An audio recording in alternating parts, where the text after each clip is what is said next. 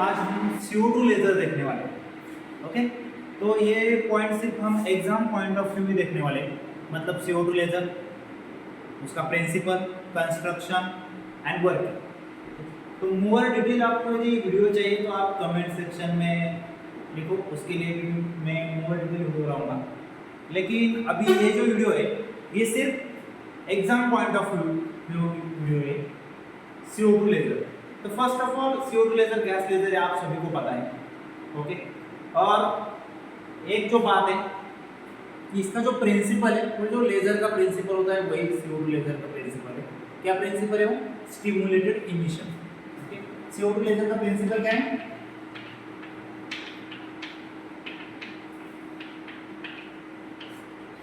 Stimulated emission. तो first of all हम देखेंगे कि स्टिमुलेटेड इमिशन क्या है। ओके, एक और वीडियो है जिसमें हमने देखा हुआ है स्टिमुलेटेड इमिशन क्या होती है, क्या प्रोसेस है। यहाँ हम दोबारा देखेंगे कि स्टिमुलेटेड इमिशन क्या होता है।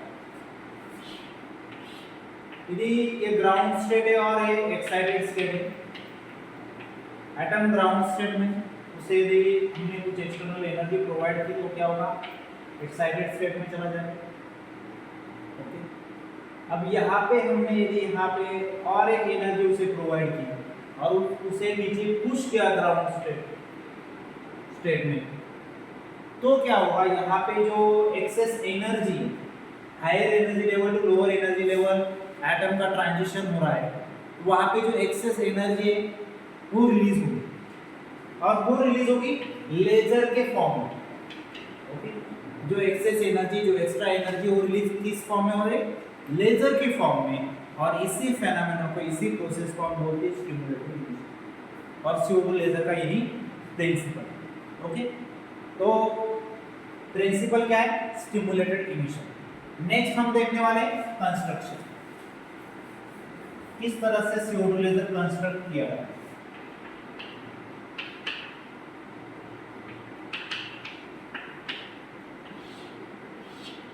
फर्स्ट ऑफ ऑल एक डिस्चार्ज ट्यूब यहाँ पे यूज किए जो रेजोनेंट कैविटी की तरह बिहेव करेगा। आपको पता है रेजोनेंट कैविटी क्या होती है। ओके, जो मेन पार्ट होता है लेजर का वो होती है रेजोनेंट कैविटी। उसके अंदर ही एक्टिव सेंटर, एक्टिव मीडियम्स होता है, या जो भी रिएक्शन हो रही है या जो भी स्टिमुलेटेड इमिशन प्रोसेस हो रही है वो सभी प्रोसेस उस रेजोनेंट कैविटी के अंदर ही होती है। तो यहाँ पे जो रेजोनेंट कैविटी हो, यहाँ पे डिस्चार्ज ट्यूब है। देखिए इस तरह से वो डिस्चार्ज ट्यूब होगी। एक साइड पे हमने मिरर यूज किया है जो पार्शियली रिफ्लेक्टिंग मिरर है। ये वाला जो मिरर है वो क्या है? पार्शियली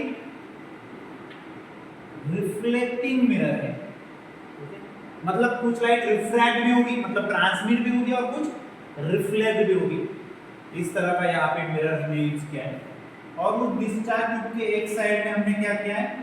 एक विंडो लगाई हुई है, NaCl की विंडो है, उसे हम बोलते हैं ब्रेविस्टर विंडो।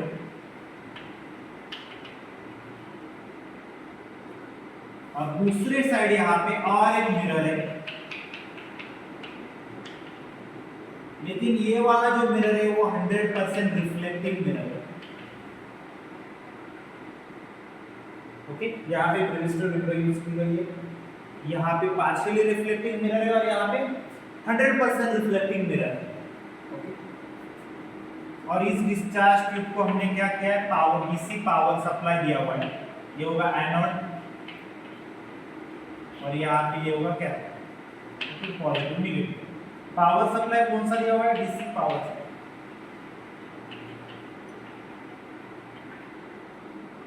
अब यहाँ पे जो एक्टिव मीडियम है, एक्टिव सेंटर है, इनके लिए यहाँ पे मैंने इनलेट रखा है।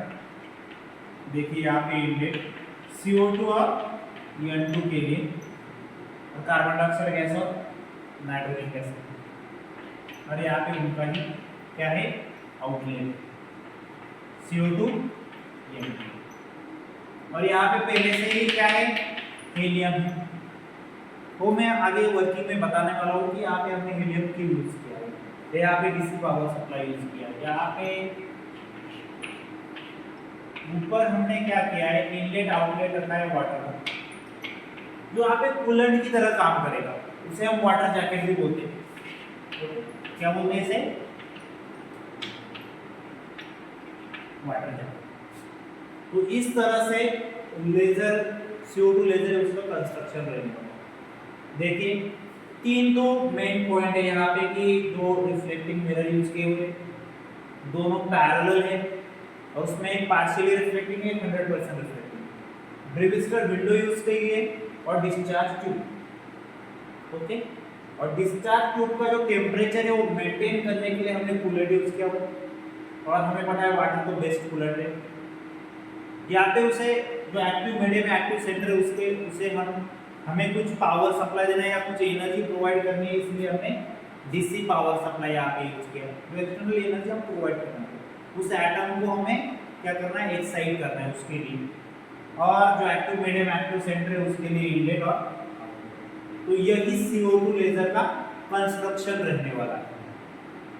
ओके, तो अब हम देखने वाले हैं वर्किंग।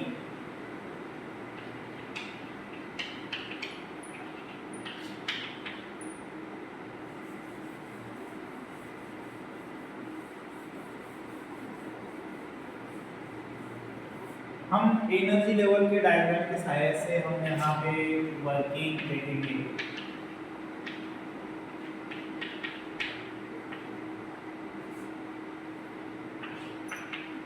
नाइट्रोजन गैस की एनर्जी लेवल से और यहाँ पे CO2 की एनर्जी लेवल से, जहाँ पे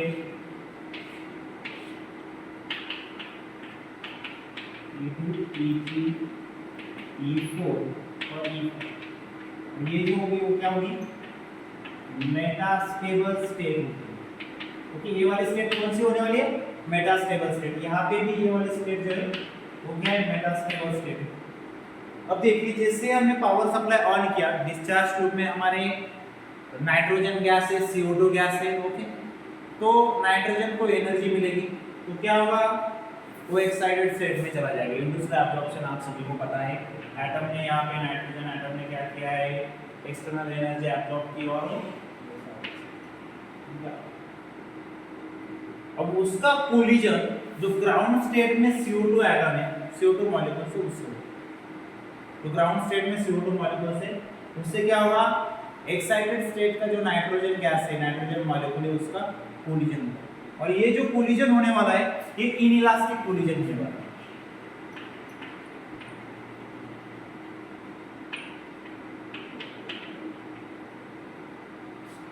अब जितनी एनर्जी इसके पास है, नाइट्रोजन मॉलिक्यूल्स के पास जितनी एनर्जी है 0.3 इलेक्ट्रॉन वोल्ट, वही एनर्जी किसे मिलेगी ग्राउंड स्टेट में जो CO2 मॉलिक्यूल है उसे, तो वो उस एनर्जी लेवल पे चला जाएगा। मतलब यहाँ पे CO2 मॉलिक्यूल उसके मेटास्टेबल स्टेट। इसके बाद इसके दो ट्रांजिशन होंगे, एक तो E5 टू E4 और E5 टू E3। इन दो ट्रांजिशन में हमें लेजर लाइट मिलती है, लेजर एक्शन होता है इन दो ट्रांजिशन। एक में 10.6 माइक्रोमीटर और एक में 9.6 माइक्रोमीटर वेवलेंथ। इन दोनों वेवलेंथ की हमें लेजर लाइट मिलती है, और बाकी सब स्पॉन्टेनियस इमिशन टाइप और नॉर्मल ट्रांजिशन है। ओके, तो इन दो E5 टू E4 और E5 टू E3, इन दोनों ट्रांजिशन में हमें क्या मिलती है, लेजर लाइट मिलती है। ओके, मतलब यहाँ पे स्टिमुलेटेड इमिशन होता है। तो और एक बात क्या है कि स्टिमुलेटेड इमिशन होने के लिए हमें एक और कंडीशन सेटिस्फाई करनी होती है, वो होती है पॉपुलेशन इन्वर्जन। आप सभी को पता है पॉपुलेशन इन्वर्जन क्या है। तो वहां पे हमने जो हीलियम देखा था, डिस्चार्ज ट्यूब में जो हीलियम देखा था, वही यहाँ पे क्या करता है, जो लोअर एनर्जी लेवल्स होते हैं वो डिपॉपुलेट करता है। मतलब पॉपुलेशन इन्वर्जन कंडीशन सेटिस्फाई। क्या है पॉपुलेशन इन्वर्जन कंडीशन, यदि ट्रांजिशन हो रहा है उसमें जो हायर एनर्जी लेवल होगी वहां पे ज्यादा एटम होंगे as compare to lower energy.